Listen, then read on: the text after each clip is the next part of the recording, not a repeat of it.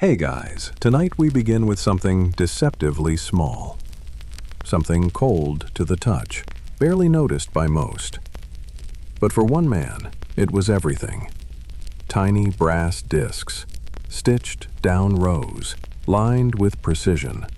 They might not seem like the stuff of legend, but for Napoleon Bonaparte, buttons were obsession, identity, and, some argue, downfall. It's early morning, and you wake in a canvas tent somewhere in northern Italy. The air stings your lungs. Outside, a frost has turned the world silver and motionless. You try to sit up, but your wool coat has frozen stiff overnight.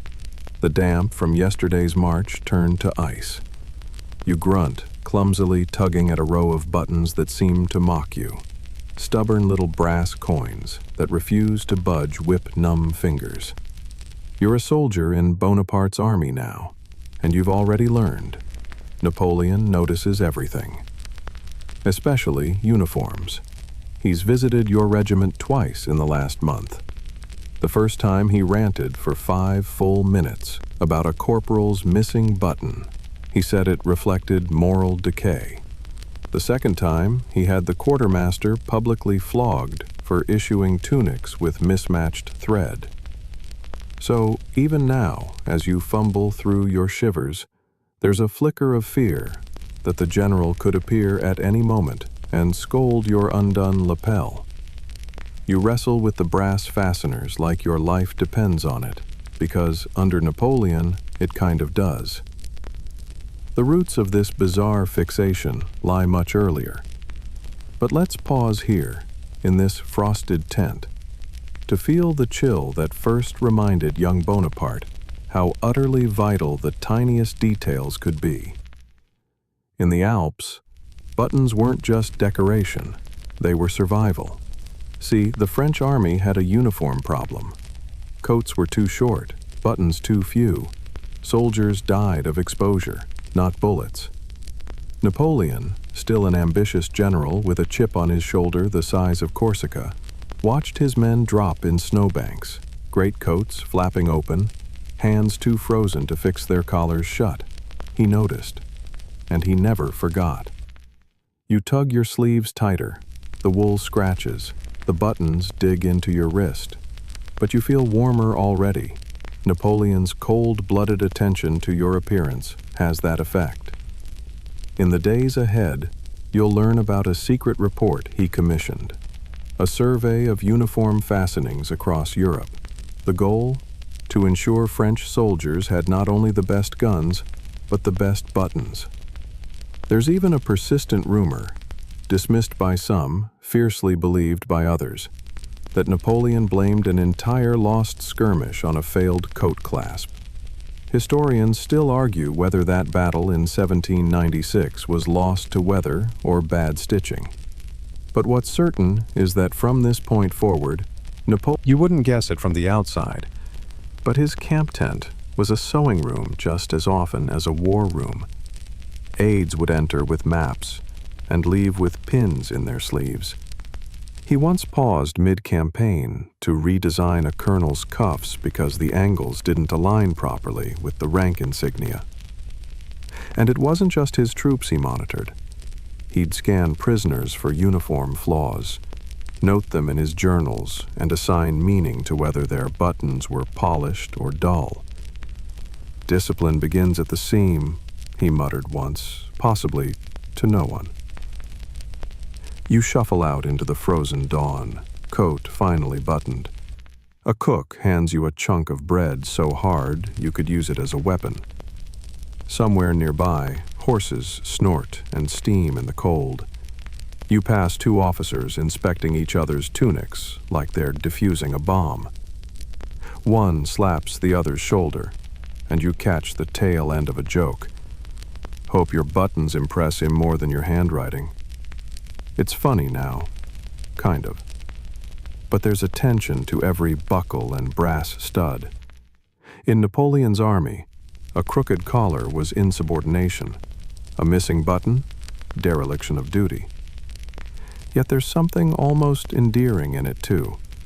The idea that a man trying to conquer Europe would stop to sketch alternate designs for ceremonial cuffs. One of his aides once recorded that Napoleon spent 14 minutes deliberating between two near-identical sets of lapel buttons before a formal portrait. The difference? One set had a slightly shinier curve. Of course, there's always a bit of myth in these stories. Historians still debate whether his fixation was true obsession or savvy manipulation. Did he genuinely care that much about thread angles? Or did he know that obsessing over buttons gave the illusion of total control? Either way, the message was clear. Order begins with presentation. If you can't button your own coat correctly, how can you command a battalion? You try not to roll your eyes as that thought crosses your mind. Your breath fogs. Somewhere in the mist, a figure approaches. Short, stiff posture, hat at a perfect tilt. Bonaparte. He surveys the line with those icy eyes. He stops 2 feet from you. His gaze drops, not to your boots, not to your rifle, but to your collar. He nods, approvingly. And just like that, the cold stings a little less. Corsica doesn't get snow like that. At least, not the kind that freezes your knuckles into twigs and makes brass buttons snap like crackers. No, Corsica is warmer, wilder, saltier. You're back there now in your mind. A child again. Barefoot and sunburned, squinting at the horizon where sky and sea blend like a watercolor left out in the rain. You're not you anymore. You're him. Napoleon Bonaparte. Long before the medals and the battle maps. Long before the name meant anything beyond the dusty alleyways of Ajaccio. Your feet are calloused. Your coat is too big, inherited from a cousin twice your size. The buttons swing loosely like coins on a beggar's cup. But you notice them. You always notice them. Even now, at 10 years old, you have a hawk's eye for what others miss, especially fabric, especially how people wear it. The townsfolk walk past, some in crisp military vests, others in sagging homespun cloaks.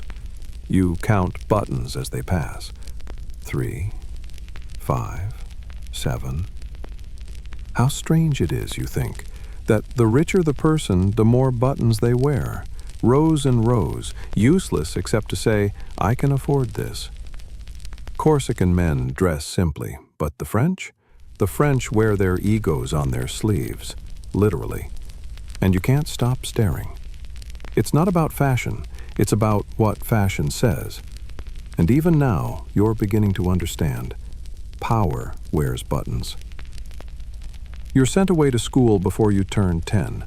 A military academy in Brienne, cold, gray, and very, very French. The other boys laugh at your accent, your cheap clothes, the grease in your hair. But what they don't know is that you're watching them just as closely. Every cufflink, every crease. You start sketching things, not battle plans, not yet, but uniform designs. You dream of better fits, cleaner lines, and always more buttons. You start to associate them with becoming someone. Back in Corsica, you were invisible. In France, you're mocked. But one day, you promise yourself, they'll salute you, and they'll wear the coats you designed. One time, during a drill, a lieutenant scolds you for taking too long to assemble your gear. Buttons, you mutter. They're placed wrong. They pinch when I reach. He laughs. Buttons aren't why you fail, Bonaparte. You are. He's wrong, of course, and you'll remember that. In your dormitory, after lights out, you lie awake and listen. The other boys snore. You trace the buttons on your coat like braille. 1, 2, 3, 4. Not aligned. Not uniform. Not right. You vow to fix them someday, not just yours, but everyone's. Historians still argue whether this fixation came. There's an odd little anecdote from his time at Brienne. During a school play, Napoleon refused to wear his costume until the wardrobe assistant fixed the missing button on the left sleeve. He delayed the whole performance by nearly an hour. His classmates groaned, but he stood firm. "People will notice," he said. They didn't, but he did. And so began a lifetime of buttoned-up stubbornness. You picture it now. Teenage Bonaparte, alone in the chapel after class, not praying, but sketching a better uniform for the choir boys. He wasn't interested in the hymns. He was reimagining their collars. Even the priests whispered that he had an intensity, like he saw the world in threads and brass, and wasn't satisfied until every seam sat just right. One monk wrote in a letter that the boy has the eyes of a tailor and the ambition of a general. No one realized he'd be both. At home, your mother, Letizia, had tried to tame your perfectionism. She once found you dismantling your own coat to re-sew the buttons a quarter-inch lower so it would fall better when you walked. "Napoleone," she scolded, "you're not a soldier yet." You looked up at her, brow furrowed. "Not yet," you said. It's easy to imagine a parallel life where you became a designer instead of an emperor. The irony? You became both. But this early version of yourself, scrappy, unnoticed, and quietly fuming, is where the obsession first took root. Later in life, you'd dismiss your childhood as irrelevant. Nothing before the Republic matters, you claimed. But your tailors knew better. They said the general would touch every coat like it was personal. They said you once halted an entire march to inspect a lieutenant's epaulets, shouting, "How can I trust a man who lets his collar droop?" Corsica gave you your fire. Brienne gave you your buttons. You spent your youth in threadbare clothes, dreaming of the day you'd wear silk, velvet, and braided gold. And not just wear them, but design them, control them, assign meaning to every fold and fastener. For you, dressing wasn't vanity, it was destiny. And you'd make sure the whole world understood that, one button at a time. It's 1784 and you're at the École Militaire in Paris now, France's most prestigious military academy. Everything smells like starch and candle wax. The hallways echo with the footfalls of boys pretending to be men. You're 17, scrawny, and already more serious than the instructors like. Your uniform itches. Worse, it fits badly. Worse than badly, it's insulting. The collar chokes you when you turn your head, and the buttons on the chest are placed so tightly you have to hold your breath just to close them all. The worst part? Everyone else seems used to it. But not you.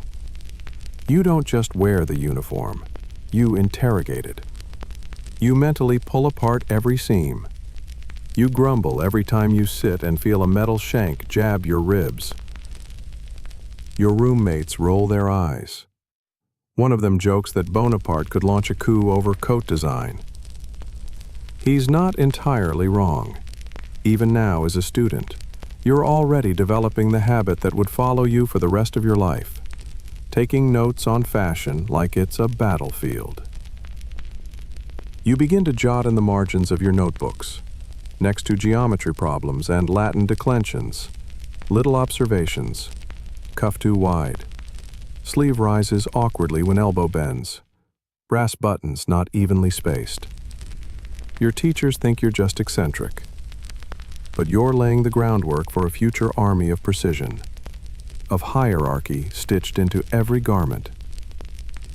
At mealtimes you observe others obsessively. Not their words, those bore you, but how they sit, how their clothes fold, how they fidget with their collars or tug at their jackets.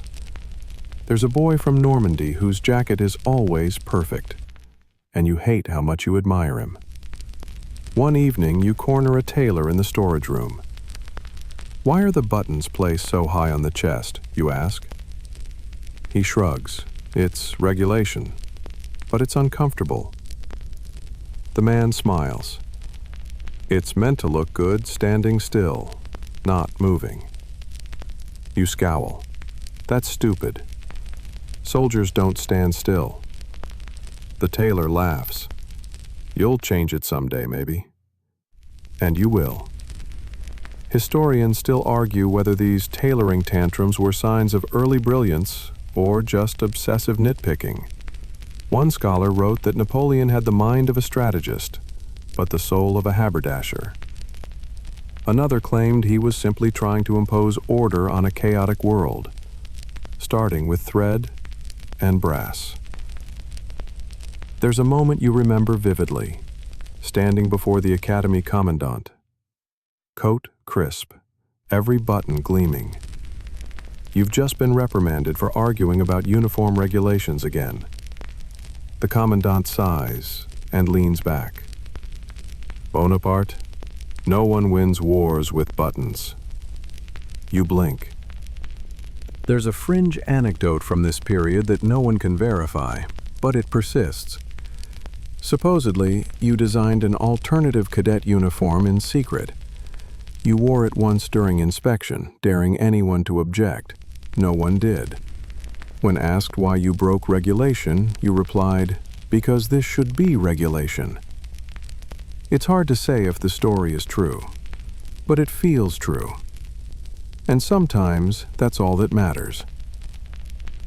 After graduation, you return to Corsica briefly.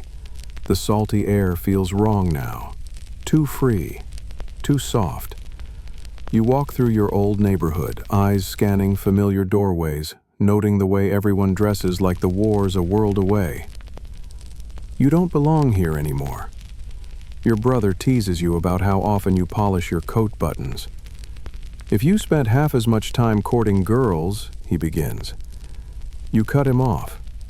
Clothes speak louder than charm. Later, you'll revise that sentiment. Add a wife or two, a mistress or three. But the core belief will remain. Presentation is persuasion. Every button placed with care is a message. I am not like you. I am something else. You begin commanding small units soon after. Volunteers mostly, undisciplined and sloppily dressed. You hate it. You loathe it. You spend as much time correcting their appearance as their tactics. A soldier who doesn't care about his uniform won't care about his position on the battlefield. You bark at them. It sounds harsh, but it works. One of your early aides, Junot, would later remark that you could spot a missing button from 30 paces and stop a march over it. He could feel it like a pebble in his shoe, Junot said. Even if it wasn't his shoe. It's the little things that get under your skin. They always have. And in that, you are both human and mythic.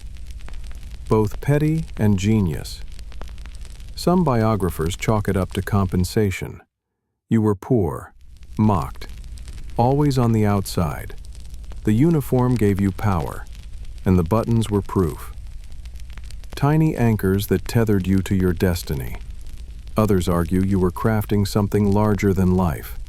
An empire not just of land, but of fabric, image, and control. And to build that empire, you needed soldiers who looked like soldiers, who moved like soldiers, who gleamed in the sun like 1,000 polished declarations of order. And that began with buttons that didn't pinch when they sat down. Gunpowder, smoke, screaming, and somewhere beneath it all, the swish of fabric and the jingle of buttons.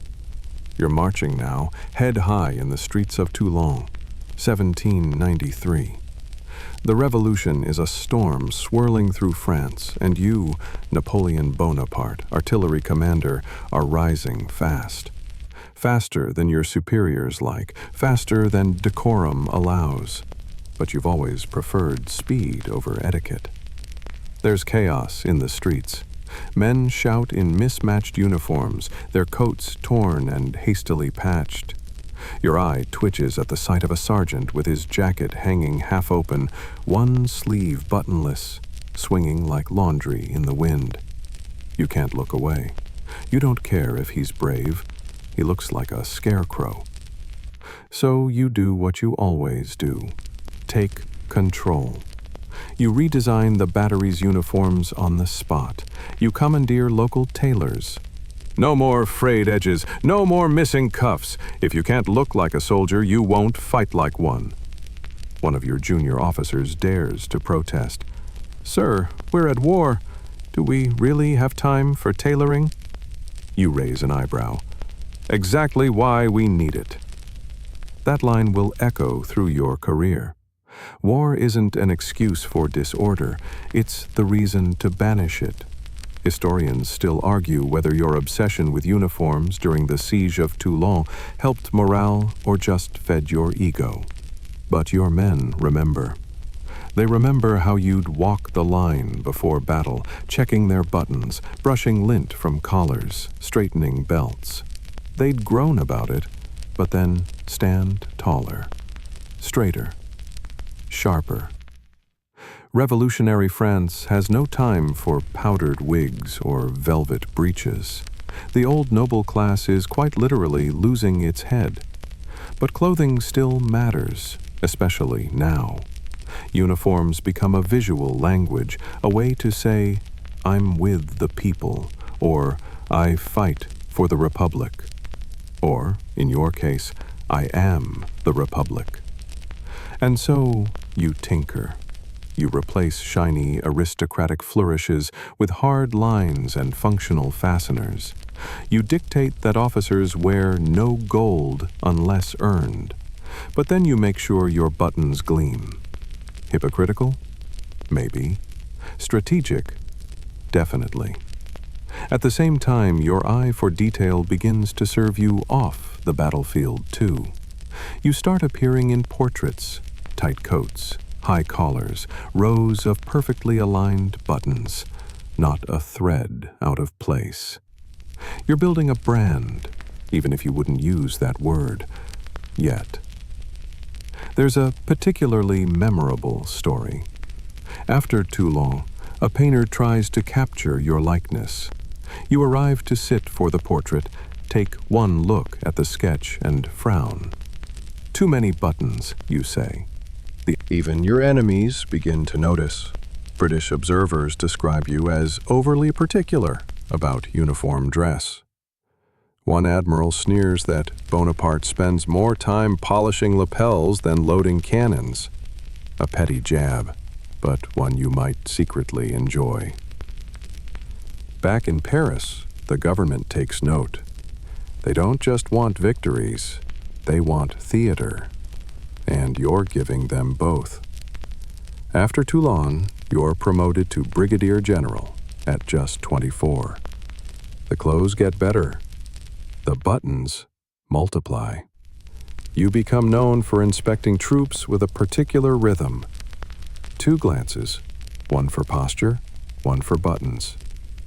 A misaligned jacket earns a withering stare. An unpolished coat gets a lecture about the decline of civilization. Your aides learn to carry extra buttons in their coat pockets, just in case. But it's not all vanity. You've seen how soldiers act when they look the part, how they carry themselves differently. In the chaos of revolution, identity is fragile. A uniform, a proper one, gives a man place, meaning, unity. One scholar wrote, Napoleon believed in the psychology of presentation, that a sharp coat could stiffen a spine. And you did. Whole regiments would stand taller because you insisted their sleeves be recut. There's a particularly cheeky moment during a review near Lyon. A colonel reports with his uniform in disarray. You cut him off mid-sentence and say, "I can already tell how your men fight. Look at your waistcoat." He laughs nervously. You don't. That colonel is demoted a week later. To outsiders, it all seems absurd, petty even. But there's logic beneath the thread. You believe in discipline from the inside out, and if a man can't control his own cuffs, how can he manage the chaos of war? You're also aware that the world is watching. Every stitch is a signal, every coat a proclamation. France is reinventing itself, and you're dressing for the role you intend to play. Not a general, not a nobleman. Something new, something better. Button by button, you're becoming Napoleon.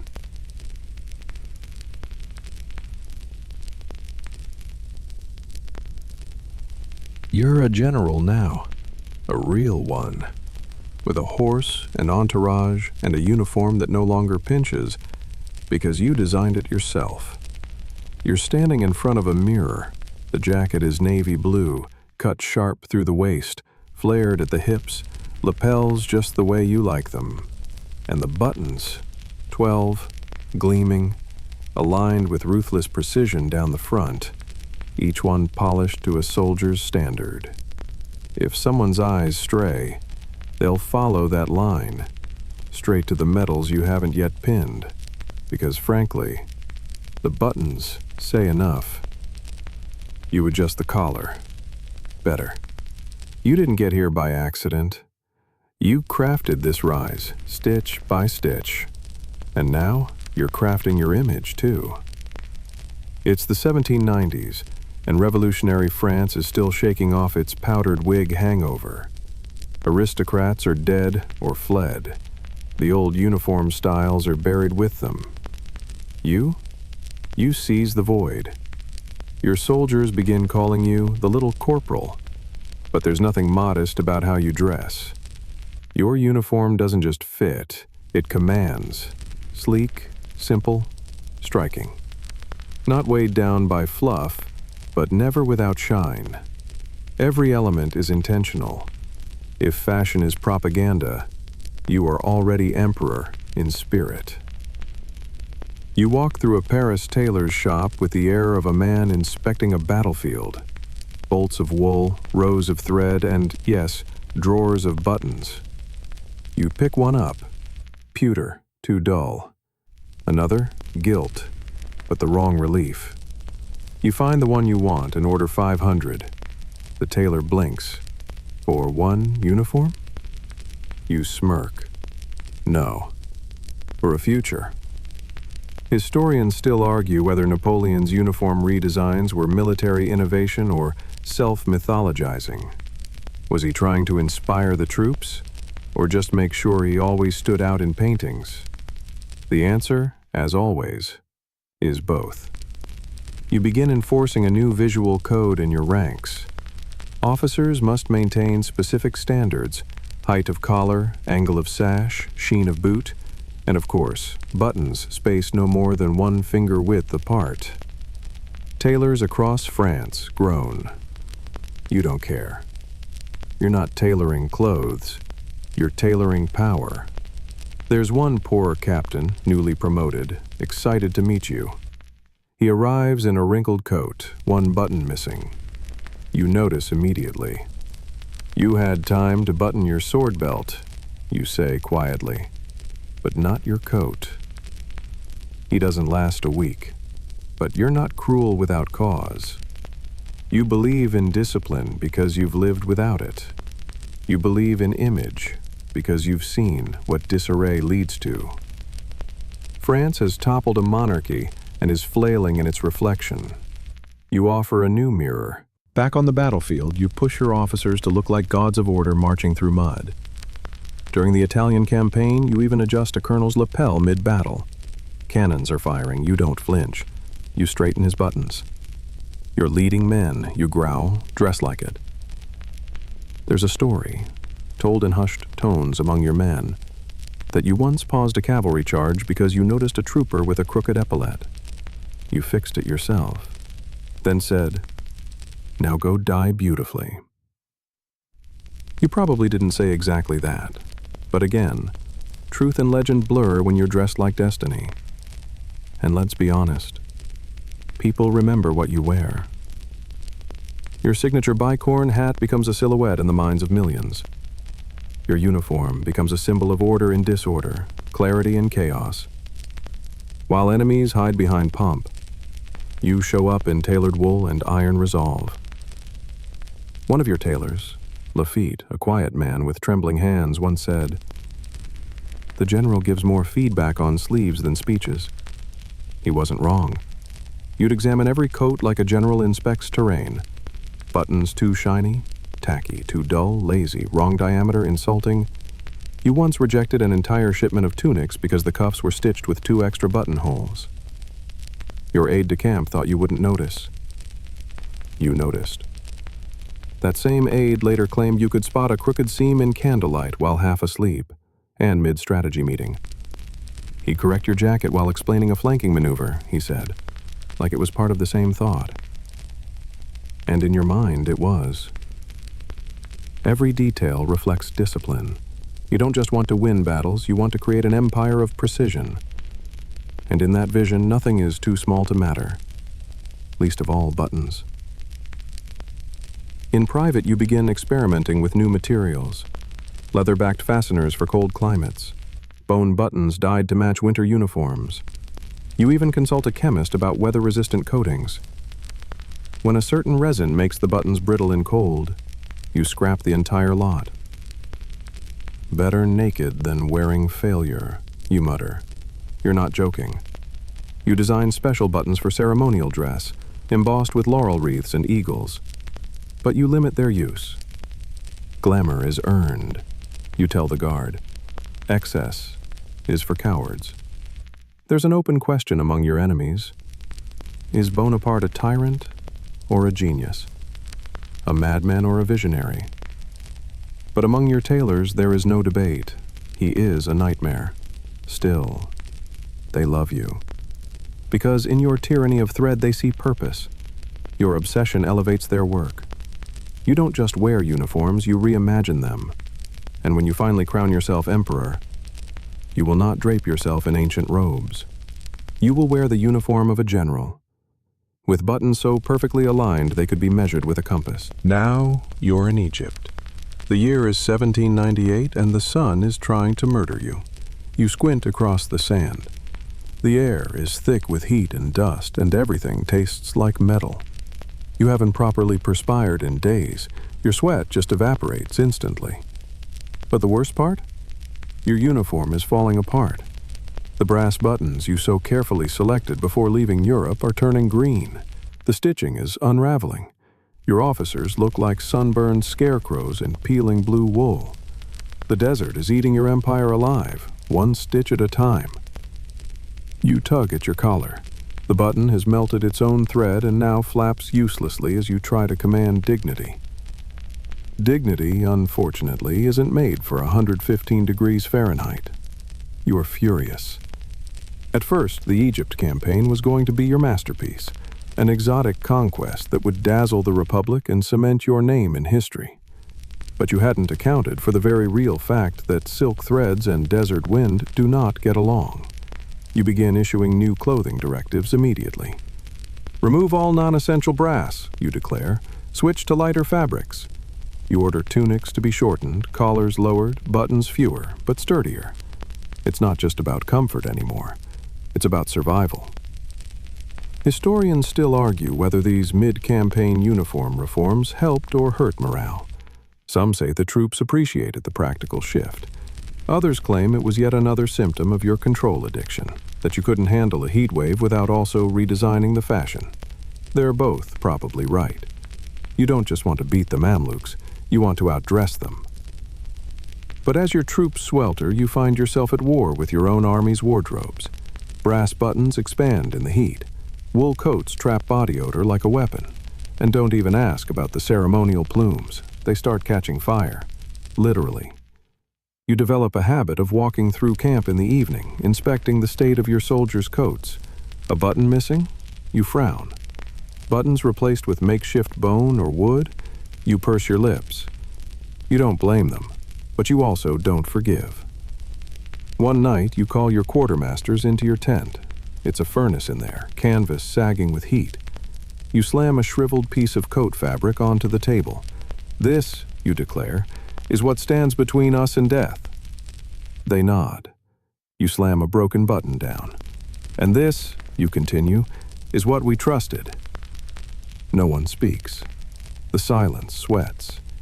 Eventually, someone coughs and suggests switching to local materials, cotton, maybe linen. You allow it grudgingly. You draft new uniform specs in the margins of battle reports, fabric types, button width, thread color. Your staff starts carrying measuring tape in the same pockets as their pistols. There's an obscure but delightful anecdote. During the Battle of the Pyramids, you paused mid-briefing to adjust the fasteners on a colonel's collar. You cannot be the tip of the spear, you said, if you look like a disheveled broom. Quirky? Yes. Out of touch? Arguably. But it sticks in the colonel's memory long after the bullets. You develop a new tactic, what you call the functional flourish. Every coat must now have a simple silhouette, but a striking button detail, a row of contrast color fasteners down one arm, or hidden buttons under a foldable collar to guard against sandstorms. Your soldiers nickname these Napoleon's tricks. Some grumble, most comply. There's even a rumor that you've designed a battle jacket with secret compartments sewn behind the buttons, small enough to hold a rolled-up map, a dose of laudanum, or even a last will and testament. No one can confirm it. You never deny it. The most infamous case of desert button tragedy? One regiment loses half its coat buttons within a week of arrival. They begin tying their jackets with twine. You see them, and your expression curdles like bad milk. You order replacements flown in, yes, flown in the age of camels, at incredible cost. It's just buttons, one officer mutters. It's never just buttons, you reply. You even try to commission Egyptian tailors to design hybrid uniforms. You sit with them in hot little shops, pointing at sketches, miming how coats should fold, how fabric should breathe, and, yes, how buttons should fasten. The tailors blink at you, sweat dripping. This French general wants to discuss thread tension while a plague of locusts buzzes outside. Yes, he does. Because even in Egypt, even among pyramids and gunpowder, you believe that order can be stitched back together, that control can be reclaimed with the right clasp. One night, alone in your tent, you peel off your coat and line up the buttons on your sleeping mat.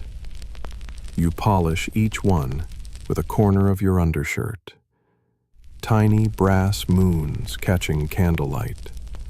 The empire may be cracked, the campaign in jeopardy, but these little discs still gleam like hope. Some say this is madness, others call it devotion. Historians, true to form, still argue. Was Napoleon's obsession with buttons in Egypt a sign of genius micromanagement, or the first thread unraveling? You don't answer. You just reattach the last button, blow out the candle, and lie down. Jacket folded beside you, buttons aligned like soldiers at parade rest. You're back in Paris. The heat and grit of Egypt are now just dust in your journal margins. You've returned not just as a general, but as a celebrity, praised, feared, and whispered about in every corridor of power. And you, Napoleon Bonaparte, are about to turn your obsession with buttons into something systemic. You stride through the Marais district with a mission. Not to meet with politicians, not to attend a salon, but to visit tailors. Row after row, shop after shop, men hunched over cutting tables, bolts of cloth stacked like books in a library of ambition. But you're not browsing. You're inspecting. Your aides trail behind you, taking notes as you quiz fabric sellers about warp and weft, pepper button makers with questions about alloys. What percentage copper in this brass? You ask, squinting at a sample. Is the shank hand-hammered? A tailor nervously shows you a new prototype of a field coat. You hold it up. The buttons are wrong, 3 millimeters too far apart. You say nothing, but hand it back with a disappointed nod. The man turns pale. You've just crushed his week with a glance. From this point forward, you control it all.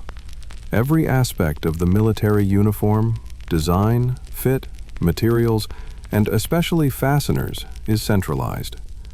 Tailors no longer just make coats, they follow imperial specifications. You create a new department, the Bureau of Clothing and Equipment. Its primary task? To enforce your vision. They receive detailed sketches from your hand. You personally approve thread types, lining colors, even the tapering angle of sleeve seams. But your most frequent annotations? Correct spacing between buttons. Ensure uniform shine. Back reinforcement, buttons must not pull. Historians still argue whether this was necessary standardization or obsessive micromanagement.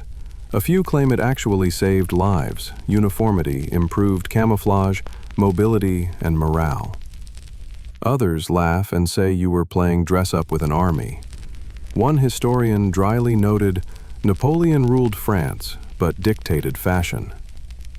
But this isn't about fashion to you. This is about control. The revolution tore apart France's sense of identity. Everyone was wearing borrowed clothes. Citizens in aristocrats' coats, nobles hiding in peasant garb. Nothing meant what it said. You hated that, so you reimposed meaning. A soldier's coat becomes a rank. A button becomes a badge. You made clothing readable again. At this point, you even start revising the civilian dress code, especially for court life. Ministers and advisors are expected to dress a certain way when they appear before you. You'll let them speak freely, sometimes, but you will not tolerate a crooked lapel. One diplomat famously wore a frock coat with pearl buttons to a strategy session. You dismissed. Your tailors, meanwhile, become minor celebrities. Some even draft memoirs. One, named Charvet, claims you once stopped in the middle of a war council to suggest using twisted silk thread for better buttonhole durability. Your generals stared. You didn't blink. You begin favoring specific shapes, slightly domed, with beveled edges to catch light just so. The back of each button must be smooth, stamped with your preferred maker's mark. Inferior buttons from other suppliers are banned. The rules multiply. You decree that the imperial household staff shall wear uniforms with gold buttons at exact intervals of 6.5 centimeters. Field officers get polished steel. Gendarmes, black horn. Musicians, gilded pewter in spiral arrangements. Yes, even the music guys get special buttons. Every decision reflects hierarchy. Nothing is arbitrary. You're now dressing a nation. France itself begins to imitate you. Coats grow leaner, silhouettes sharper. Hat brims narrow, cravats vanish. Buttons, once baroque and fussy, become clean, geometric, modern. They echo you. Everyone wants to look like Napoleon, down to their cuffs. A Paris button maker writes in his ledger, "We now make 5 designs: round brass, flat brass, shiny brass, dull brass, and Bonaparte's design." That last one outsells the others 3-1. You're not surprised. You even keep a drawer of favorite buttons in your personal study. Not for show, just to handle. When you're thinking, you roll them in your palm like coins. You'll call for one during a meeting, press it into your aide's hand, and say, "Match this." No variation. One night, during a dinner with advisors, someone jokes, "Do you love France or its uniforms more?" You don't answer immediately. Then you smile. France is its uniform. They laugh, but only nervously. You establish procurement rules so strict they rival munitions contracts. A single missing button in a shipment triggers a fine. You sign off on wax seals for crates that contain nothing but button stock. No exaggeration. Entire trains carry these shipments, marked priority, uniform fastenings. You walk through a warehouse once, racks and racks of jackets in progress. You stop in the middle of an aisle, hold up a tunic, and stare at a slightly off-center button. You nod to your officer. "Burn this batch." He hesitates. "Burn it." He obeys. That one act, burning 1,000 coats for one flaw, becomes legend. Repeated, embellished, feared. You don't correct the retellings. They serve your purpose. Because now, even your enemies start tightening their uniforms. Because now, your soldiers believe they wear perfection. And because now, a crooked button is not a wardrobe malfunction. It's a failure of the state. Buttons speak, not in words, but in symbols. And you, Napoleon Bonaparte, learned early that silence can shout.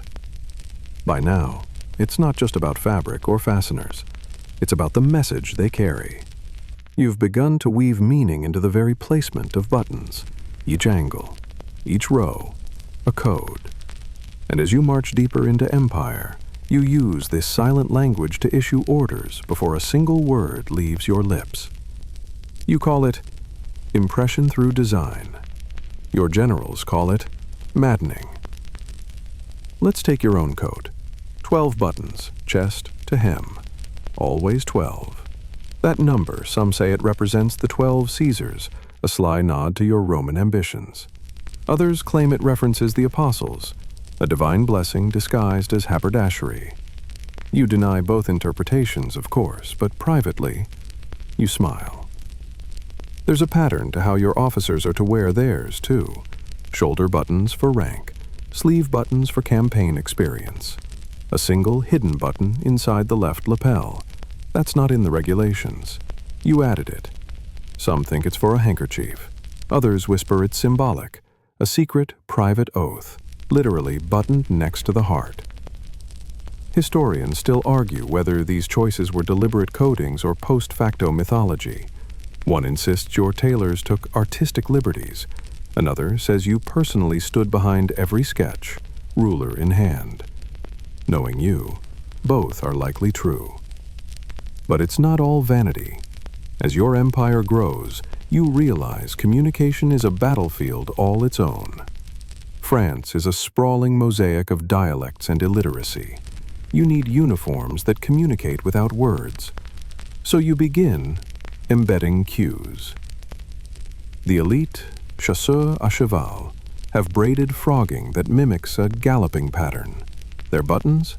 Grouped in threes, one for agility, two for loyalty, three for shock value. The grenadiers, buttons shaped slightly flatter, reflecting their grounded, heavy presence. Even the drummers get unique fastenings, engraved with rhythmic lines. You take joy in watching foreign dignitaries fumble with these meanings. At court receptions, envoys from Prussia squint at the subtle asymmetry in an officer's cuffs. Why are there only 6 buttons on the right sleeve, one asks. Your chamberlain replies smoothly, because he has killed 6 men in duels. The envoy goes pale. It's not true, but you never correct it. And then there's the great button prank of 1803. While reviewing the new ceremonial uniforms for the Imperial Guard, you had an idea. What if the buttons weren't just visual? What if they conveyed rank in feel? So, you commissioned a set with slightly different textures, smooth for enlisted, pebbled for sergeants, ridged for captains. One officer, groping through his pocket, muttered, and yet underneath the playfulness, your motives are serious. Clothing is propaganda. The coat does not merely hold the man, it announces him. And no one understands that better than you. You even assign uniforms as political rewards. Marshal Ney receives a new overcoat with custom silver buttons inscribed with the names of his campaigns. When he first wears it in front of the troops, they cheer louder than they did for the medal ceremony. Why? Because the buttons tell a story. One soldier reportedly asked to be buried in his jacket, saying, "The emperor placed these on me. Let God see them first." Of course, your relationship with buttons isn't all control and code. Sometimes it tips into obsession, like the time you delayed a military parade because you noticed one line of soldiers with mismatched buttons. You halted everything. Troops standing in the summer sun, sweating through linen while you barked at quartermasters. One aide begged you to ignore it.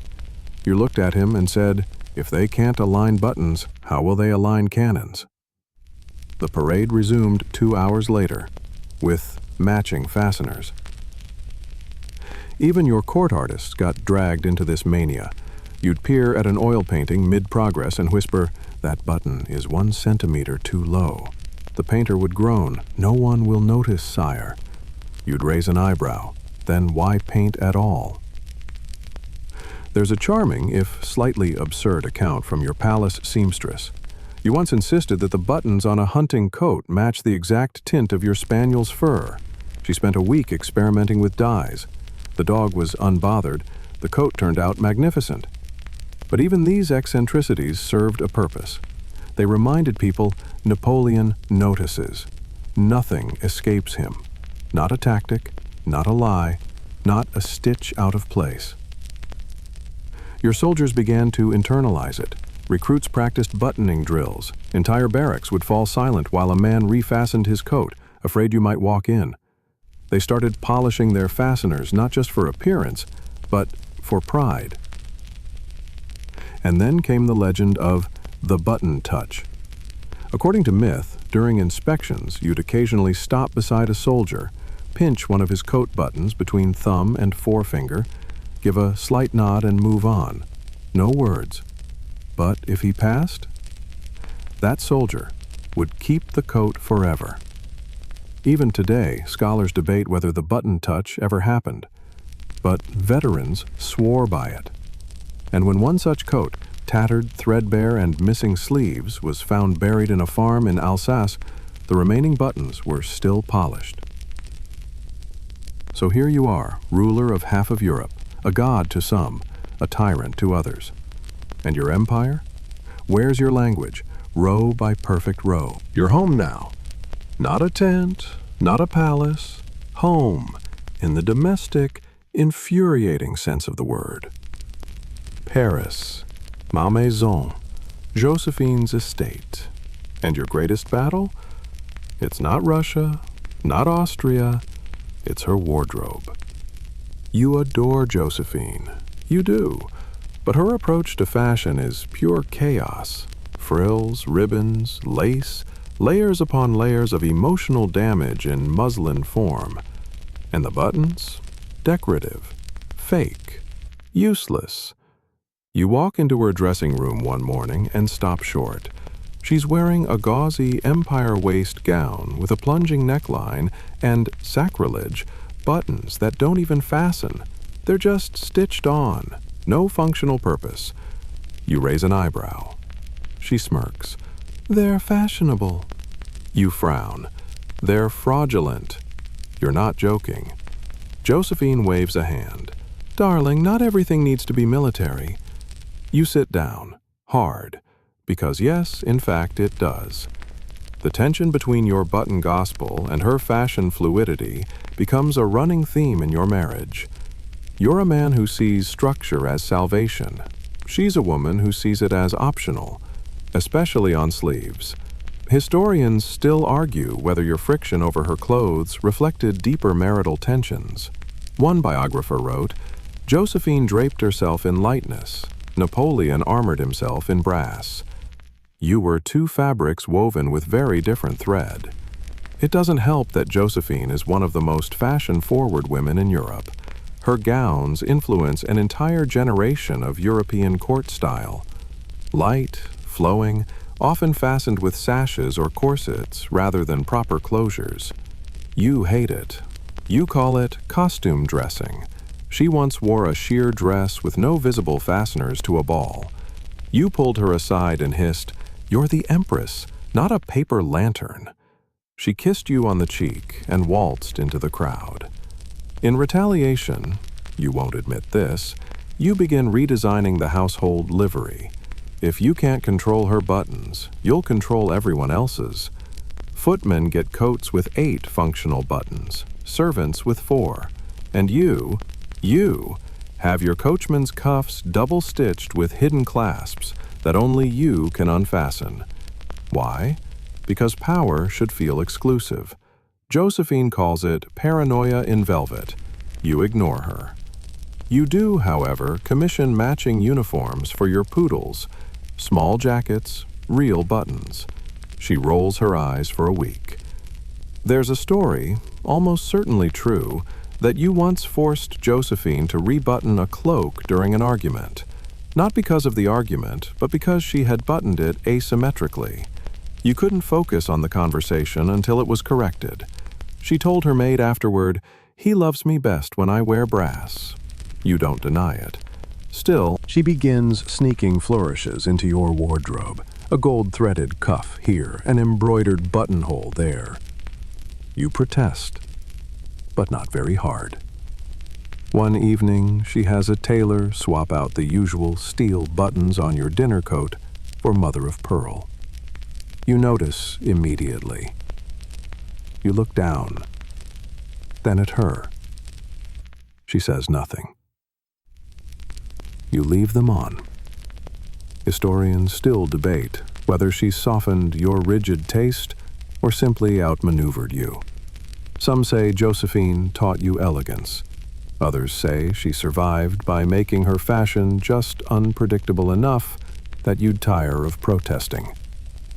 One of your valets later wrote, "The emperor never lost a war of thread to a man, but to Madame, he lost weakly." Still, your obsession holds. You try to regulate her wardrobe. You draft a list of acceptable dress silhouettes. She ignores it. You hire tailors with military backgrounds. She bribes them. Eventually, you settle for a compromise. You control court wear. She controls dinner wear. She wins every dinner. But there is one triumph you cling to. You design a gown for her coronation. Royal blue, tightly tailored, embroidered with golden bees, and real, honest-to-God working buttons, 12 of them, down the back. No zippers, no ties, no deception. She agrees to wear it.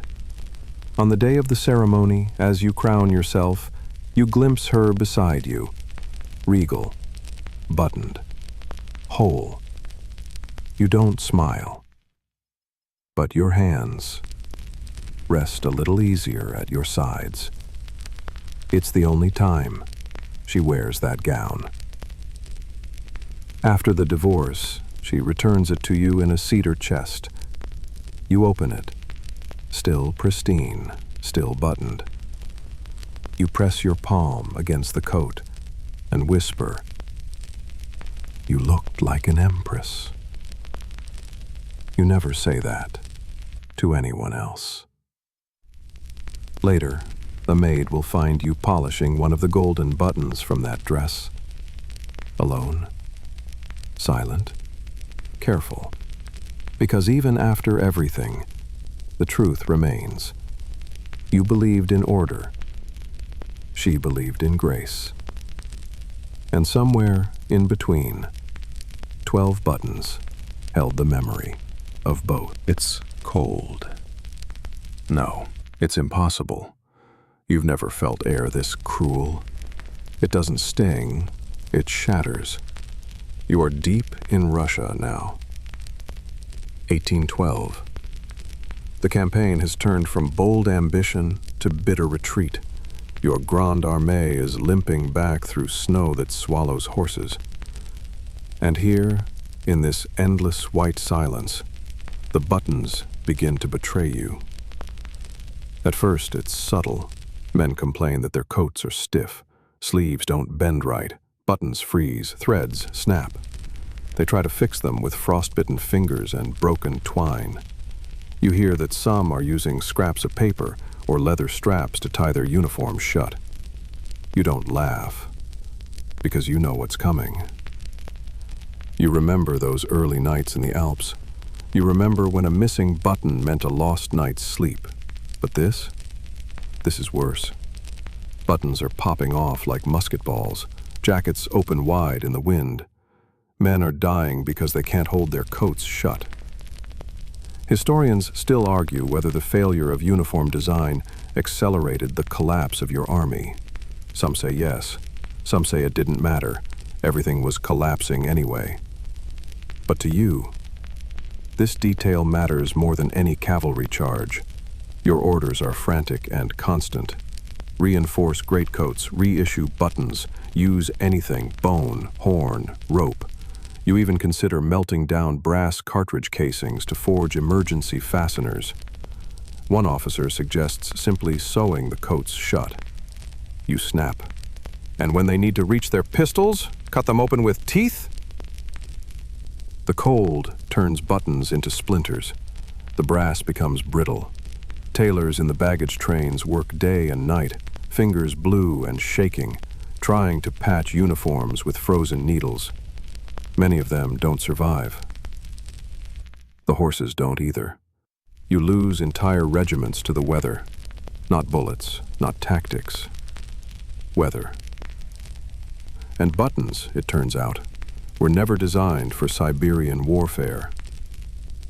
There's one particular evening, outside Vilnius, that haunts you. You're in a crumbling tavern, trying to review reports by candlelight. A young corporal stumbles in. He's delirious, lips blue, eyes glassy. His uniform flaps open. You see it immediately. No buttons. He mumbles something about scavenging a barn, about trying to tie his coat shut. But it doesn't matter. He dies before dawn. No wounds, no illness, just exposure. You sit there, long after, holding the collar of his coat in your hands. The buttonholes are torn, ragged, the brass discs missing. You don't speak, but everyone sees it. You are mourning a missing row of fasteners as if it were a fallen general. Later, you force the quartermaster to... And the irony, you, Napoleon, button tyrant, find yourself one morning struggling to fasten your own greatcoat. Your fingers won't move. The wind slices through the gaps in your collar. An aide tries to help. You slap his hand away. I will button it myself, you growl. But you can't. The coat remains open as you mount your horse. You ride with it flapping like a flag of defeat. Your soldiers watch. They don't say a word. There's a myth, of course, that your defeat in Russia wasn't caused by winter or supply lines, but by buttons. That your brass fasteners, crafted with a high tin content, became brittle in the cold and shattered en masse. Is it true? Maybe. Historians still debate the metallurgy. Some argue it's exaggerated that other armies used similar buttons, but others insist. Napoleon's army froze not from the sky, but from the seam. One French poet later writes, "They died with their coats open, like wounds too wide to stitch." In your darker moments, you think back to Egypt, the melted threads, the sand-choked lapels, and you realize nature always finds a way to unmake what man tries to fasten. Back in Paris, months later, you call for redesigns, new coats, new closures. You demand leather straps, loop fasteners, anything but brittle brass. You blame the cold. You blame the tin. But deep down you wonder, was it really the elements, or did the very thing you loved most, those perfect gleaming buttons, fail you when you needed them most? You never fully forgive them. In later portraits, your jackets become simpler, the buttons fewer, the shine duller. You stop checking lapels with the same intensity, perhaps because you finally met a force you couldn't discipline into neat rows. Still, you keep a few in your desk. From that failed Russian campaign, blackened, cracked, silent. You touch them sometimes, late at night when no one's looking, not to remember your defeat, but to remind yourself, even the smallest things can shatter empires. Back in Paris, the snow still clings to your bones, even though the fireplaces burn hot and the rooms are thick with velvet and ceremony. You survived Russia, barely, but your army, your machine of precision and pride, came back broken. And now you, Napoleon, the master of order, must do what you hate most, start over, from scraps. But this time, you won't just rebuild your forces, you'll rebuild how they're built, from top to bottom, from sword to stitch, and yes, from button to button. You're back in the war offices, knee-deep in requisitions, barking at clerks who haven't the faintest idea why the thread gauge matters. You call a meeting with the quartermaster general. You demand to see the latest uniform specs. You scan them, frowning. This button spacing is off by half a finger width. He blinks. Sire, it's well within regulation. You cut him off. My regulation? Silence. You reissue a decree. All uniform components, including buttons, will be subject to central review. Again, this time with added bureaucracy, because if the Russian winter taught you anything, it's that chaos creeps in when systems assume things are fine. So you build a system that assumes nothing. Entire new ledgers are printed just to track buttons. They're categorized by size, material, unit, and season. Separate listings for parade dress, campaign field wear, winter variants, and ceremonial gear. It becomes so complex that even your most senior aides start complaining. You don't care, because at the heart of it, you believe this: a soldier's uniform is his armor, his identity, his contract with the state. And the humble button? That's the signature at the bottom. One administrator jokes that he's filing more reports on button brass composition than on gunpowder stockpiles. Another mutters, "We'll fight the next war with paperwork." You hear both. You double their workloads. Historians still argue whether this sprawling button bureaucracy was administrative brilliance or administrative bloat. Some see it as proof of your legendary foresight. Others call it a tragic overreach, a man trying to stitch together control with thread and ink. But they all agree, no one took buttons as seriously as you. The most surreal example? The warehouse you build in Lyon. Its sole purpose? Housing spare uniform parts. It's 5 stories high, guarded like a fortress, and contains over 1 million individual buttons, sorted into drawers, trays, and crates. You visit it once, unannounced. The overseer nearly faints. You inspect a drawer labeled Line Infantry, Summer, Copper Alloy Type B. You pull one button out, hold it to the light, and say, "Too orange. Lower the tin content."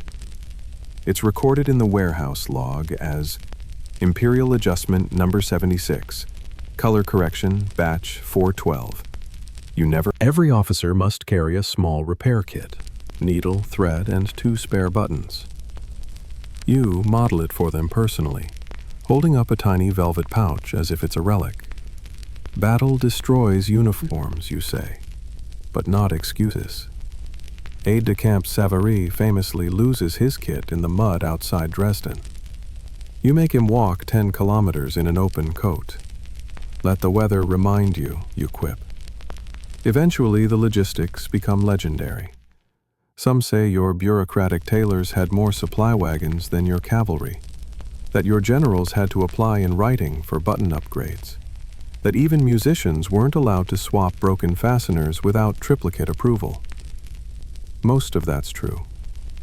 You commission entire charts, visually mapping which buttons correspond to which rank, down to sub-millimeter differences in rim width. Some soldiers memorize them like sacred texts. Others trade them as if the buttons themselves carry magical favor. Maybe they do. There's a moment, a quiet one, in your office one night. You're alone, poring over uniform orders, stacks of vellum, sheets of patterns. Ink stains your fingers. And then you pause. You pull open a drawer and take out a single button, round, gilded, crisp edges. It belonged to a soldier who died in Russia. You kept it, not because he was famous, but because he had buttoned his coat even as his regiment collapsed. That was loyalty. That was discipline. That was what you built. You whisper to yourself, they think these are ornaments, but they're anchors. And in a way they are. Anchors to the identity of a fractured empire, tiny points of resistance against disorder. You trust them more than most men. Later, a tailor will tell you that you once said, "I command through uniformity, down to the clasp." He thinks it's a metaphor. It isn't. Because you did command through buttons. You fought battles in fabric. And after Russia, you stitched the empire back together, with bureaucracy and brass. It starts with a rumor. A courier intercepted near the Pyrenees wearing a jacket that's a little too well stitched. A British general's coat found inside a French spy's satchel. And a single button, smooth on the front, but hollowed behind, with a paper scroll curled inside like a message in a bottle. You're sitting in the Tuileries Palace when the report reaches you. You turn it over in your hand, this button. It looks like any other. But inside? Orders, names, routes. You laugh once, quietly. Then you whisper, "Of course they're using buttons." Because you would have. And apparently so did everyone else. Welcome to the covert world of buttons. Not as decoration, not even as uniform, but as espionage. You order an investigation. Within days, you discover that both your spies and theirs have been hiding messages in buttons for years. Tiny screw-cap models easily opened with a coin. Some contain notes, others poisons. One has a shard of flint and a match strike plate. An entire emergency ignition kit fastened to a coat. Your first reaction? Rage. That such tools were used without your knowledge. Your second reaction? Curiosity. You summon your intelligence chief, Fouché. "I want prototypes," you tell him. "Invisible fasteners, functional ones, fatal ones." And the button directive begins. You personally commission a new department, officially called the Imperial Uniform Review Bureau, unofficially known among your staff as the Button Room. Its members include seamstresses, locksmiths, chemists, and former pickpockets. Their mission? Weaponize fasteners. Historians still argue whether this project ever achieved anything significant. Some say it was more paranoia than payoff. Others believe it uncovered multiple plots. Either way, you were obsessed. One particularly daring design was the false seam line. A coat stitched with what looked like 12 buttons, but only 10 actually fastened. The remaining 2? Hollow compartments, meant to fool the eye, and a quick inspection. You demonstrate it personally at a security meeting. "Gentlemen," you say, unbuttoning your coat with theatrical flair. Now you see them, now you don't. The generals clap politely. Only Berthier looks concerned. There's a darker side, too. You discover that some officers have been using their uniform buttons to smuggle bribes, coin hidden behind screw-off faces. One governor in Naples is found with 87 modified buttons sewn into his cloaks. You strip him of rank and call him a tailor's worst nightmare. From that day forward, all officer uniforms must pass through a final inspection before deployment. Your tailors now act as informants. The paranoia deepens. A valet is caught with a button filled with powdered glass. He claims it's for tooth pain, you sentence him to 5 years on Elba early. Spies posing as seamstresses try to infiltrate your tailoring corps. One is caught attempting to alter the cuffs on an imperial advisor's coat, replacing standard buttons with fakes designed to fall off and accidentally get picked up during meetings. You respond by issuing your button integrity memo, a 36-page document outlining what constitutes a loyal button versus a suspicious one. It's reprinted in full across France's military journals. People mock it. You don't care, because in the world you've created, even the smallest clasp may carry betrayal. There's an anecdote from the Prussian front, never confirmed but endlessly whispered, that a French agent posing as a deserter carried a tiny map rolled into the cavity of a silver button. The map allegedly showed weak points along the Rhine. He was caught, the button was found, the invasion failed. Was it true? Possibly, but you don't wait for confirmation. You act. You begin designing your own coded buttons. One series bears seemingly random ridges, but when aligned correctly, they form coordinates. Another contains a liquid capsule, harmless unless crushed and heated. Your chemists complain, you promote them. The British catch on, of course. Wellington allegedly jokes that Napoleon sends his generals into battle armored with tailoring tricks and haberdashery hexes. You take it as a compliment. The symbolism is too perfect. War reduced to threads, espionage sewn into seams, trust buttoned into your coat or torn off and pocketed by the enemy. Even your personal wardrobe becomes a matter of state secrecy. One of your coats, now in a museum, contains a button unlike any other, larger, heavier, disguised as decorative, but hollow inside. No one knows what was stored there. A letter, a cyanide capsule, a lock of hair. You never said. And when you speak to your intelligence officers now, you no longer say, "Watch the men." You say, "Watch the buttons." Because after all this, after Russia, after betrayal, after bureaucratic chaos, you realize the truth. Power doesn't just wear buttons, it hides in them. One aide finds you late one evening, holding a coat in your lap, inspecting each fastener with a jeweler's loupe. He asks what you're looking for. You reply, weakness. The air smells like salt in exile. You're on Elba now. A speck of an island for a man used to drawing maps with his ambition. The sea hisses against the shore like it's laughing, and the world you built, your empire, your courts, your perfectly regulated buttons, has collapsed like a jacket with no fastenings. But you still dress with intention. Each morning the tailor arrives. He's local, terrified, probably expected to hem fishing nets, not design coats for the most famous dethroned emperor in history. You don't let him speak much. You hand him sketches, dozens, long lapels, narrow cuffs, functional buttons, of course, because even in exile, you will not wear ornamentation. You're not here to lounge, you're here to prepare. Your court is reduced to a few dozen loyal men, but they still wear uniforms. You still inspect them. You still run your thumb along their buttons during idle walks, noting scratches, testing the strength of thread. One aide catches you polishing a spare fastener in your pocket. Old habit, he asks. No, you reply. Old standard. You've lost an empire, but you haven't lost your precision.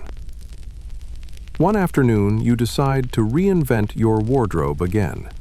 You call for midnight blue wool, lighter than your old field coats, more suited for island air. You design a walking coat with a high collar, tightly fitted waist, and, of course, 12 brass buttons. Always 12. Fewer would be surrender. More would be vanity. Historians still argue whether your obsession with clothing during exile was a coping mechanism or a sign of brewing rebellion. One writes, Napoleon stitched rebellion into every cuff. Another counters, he stitched identity, not plans. You know the truth. They are the same. There's a little notebook you keep beside your bed. In it, you don't write battle strategies. You write tailoring notes, button placement experiments, sketches of epaulette reinforcements. One page is just a list titled, "What the British Get Wrong About Trousers." Your valet tells the islanders you're harmless now, that you've mellowed. But the tailor knows better. You examine every garment he delivers like a general surveying a battlefield. Once, when he delivers a coat with mismatched thread on the inside seams, you send it back without a word. He never makes that mistake again. You start giving your little staff new uniforms, tailored to your liking. They're less ostentatious than before, but somehow more commanding, simple, regal. Everything serves a function. You even modify your own waistcoat to include an inner pocket sized exactly to fit a folded map of France. A romantic touch? Perhaps, but also useful. The locals begin noticing that your clothing never wrinkles, that your boots are always... Because every time you fasten that final brass stud near your throat, you're reminding yourself, I am not finished. And then, the rumors reach you. France is restless. The monarchy, weak. The tricolor, stirring again like a flag under canvas. Some say the people miss you. Others say they just miss order. So you begin preparations, not with swords, with uniforms. You design a new set of regalia, lighter, cleaner, more fitted than ever. You sketch military jackets that will remind your men of who you were and who you intend to be again. You insist on buttons with a matte finish. Shiny ones reflect poorly in sunlight, and you plan to ride at dawn. You test riding coats in the island hills, making sure the buttons don't pop during quick mounts. You alter the shoulder seams of your lieutenant's tunic by exactly 3 millimeters. You give a speech about discipline and buckles and battle readiness. It ends with you inspecting your own cuff and muttering, "This thread is weak." One of your aides writes in his journal, "He seems more tailor than general these days." But in the fold of each lapel, you can smell war. And then, one night, you lay out the coat you will wear to return to France. It is navy, double-breasted, 12 buttons, hand-polished, high collar, starched but silent. It gleams under the candlelight like a weapon made of wool. You do not sleep. In the morning, as you dress, you fasten each button with slow, deliberate care. The final one slips into place with a satisfying click. And just like that, the man who once ruled Europe stands before the mirror, not as a prisoner, not as an exile, but as a force buttoned back into form. Waterloo. The name will become a verb, a punchline, a final chapter. But for now, it's just wet. June 18, 1815. The fields are soaked with the previous night's rain, thick with mud that sucks at boots and drags at wheels. You stand near La Belle Alliance, the buttons on your greatcoat dulled from the damp. The sky is the color of old pewter, and the air smells like turf and tension. You're dressed, as always, with precision. Your bicorn hat, your familiar gray coat. Underneath, the signature green uniform of the chasseur à cheval of the Imperial Guard. And all of it, every fold and fastening, intentional, even today. Especially today. Because this isn't just a battle. This is your performance, your return, your last act. And you will go into it buttoned. But there's a problem. The coat doesn't fit like it used to. You've gained a little weight. You've lost a bit of sleep. Your hands are swollen from age, and it takes longer now to align those gleaming discs down your chest. You grunt as you try to fasten the middle clasp. It strains, just a little. You pull the fabric tighter. There, done. But you felt that resistance. So do your aides. One offers to fetch a different coat. You shake your head. This is the coat I wore at Marengo. He nods. He doesn't say what you both know. That was 15 years and several countries ago. Historians still argue whether your attire at Waterloo was meant to evoke myth or memory. Was it a calculated callback to your early victories, or a man clinging to the past? Regardless, the message is clear. This is Napoleon. The same figure as before, still immaculately dressed, still commanding attention with nothing but posture, buttons, and silence. But the field doesn't care. You move across the muddy ground, the hems of your coat darkening with every step. The buttons grow heavier with moisture. The brass dulls. You notice. Of course you do. You always do. There's an incident around midday, small but telling. You dismount to confer with a general. Your boot sinks nearly to the ankle. As you move to step forward, your coat snags. A button, just one, catches on your sword belt, pops off, disappears into the mud. You freeze. The general continues talking. You don't hear a word. You're looking down, staring at the gap in your coat, the naked thread, the absence. You want to stop everything and retrieve it. You don't, but the damage is done. The seam feels looser, your chest exposed to the depth. There's a moment later in the day when you stand at the edge of a ridge, telescope in hand, rain dripping from your sleeves. You lower the lens, adjust your lapel, and for a second, your fingers rest on that empty space, where the button used to be. You think of Italy, of Egypt, of Russia, and you wonder, absurdly, honestly, how many battles have turned on buttons. Historians debate everything about Waterloo, the terrain, the tactics, the timing, but none of them were inside your coat. None of them felt the fabric shift as you walked. None of them know what it means for your uniform to be imperfect. By sunset, it's over. The guard breaks. The lines dissolve. You are led away, still buttoning your coat, though by now it hangs loose. The final few clasps undone. No time, no strength, no point. You ride off the field, not like a god of war, but like a tailor's sketch, coming undone in the rain. And that night, in a farmhouse with peeling plaster and damp wood, you remove the coat. You place it across the back of a chair. You stare at it.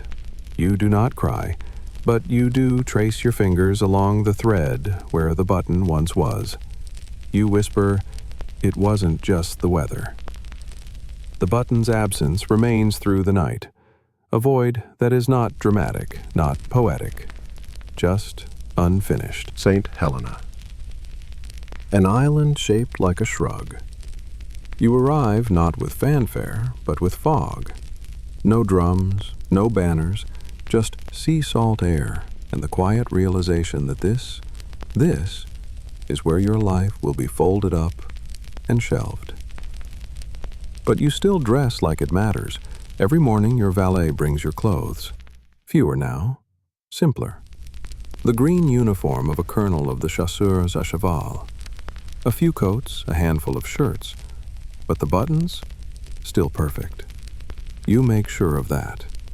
Even here, even now, in this humid stone villa with peeling walls and bored guards, you inspect every stitch.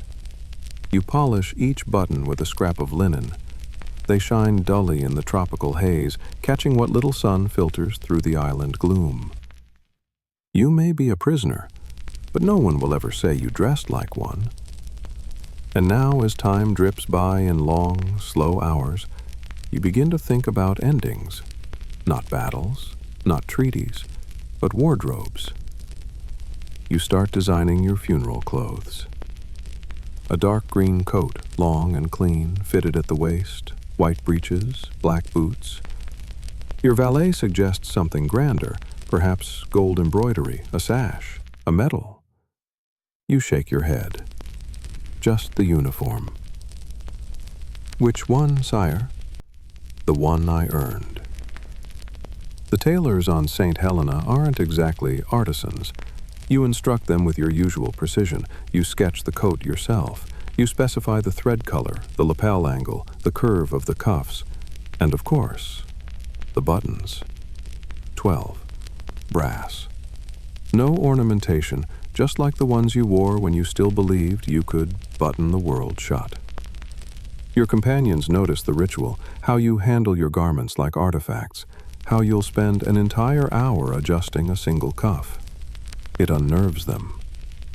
But to you, it is peace, a final form of control, a statement whispered in brass, I am still Napoleon. You refuse to let your captors dress you down in death. You even dictate the placement of the buttons on your burial coat. Exactly 6 and 6, you say, not stacked, not crooked, not decorative. Historians still argue whether this was ego or aesthetic purity, whether you were trying to preserve your myth or just clinging to the only language you trusted, structure. A British officer once remarked, he no longer rules men, only garments. He meant it as a jab. You took it as a compliment. And so the days pass. The walks in the garden grow shorter, your steps slower, your breath shallower. But every night before bed, you sit in your armchair and brush down your uniform, even if you won't wear it the next day, even if it's only symbolic, because symbol is everything now. You take a button from your pocket. You press the button to your lips. Then, tuck it back into your desk drawer. Your final uniform waits. Pressed, laid flat, 12 brass buttons, polished and aligned, ready to close the story. So now, as your journey closes, you can feel the soft hum of sleep pulling you in. Let yourself drift, warm beneath your blanket, and imagine that coat, folded, waiting, its buttons catching candlelight in a quiet room. No more marching, no more speeches, no more inspections, just you. And the small, steady comfort of closure. Every brass circle aligned, every thread tucked in. Let the noise of the world fall away, like a uniform drop gently to the floor. Let the wind hush and the fabric still. You've done enough. Your battles are stitched into history. Your silence now speaks louder than the trumpet ever did. So rest, unclasp the day. Let each breath be one less fastening to worry over. And let the quiet settle, soft and slow, like linen over tired shoulders. The buttons will wait. You don't have to anymore. Good night.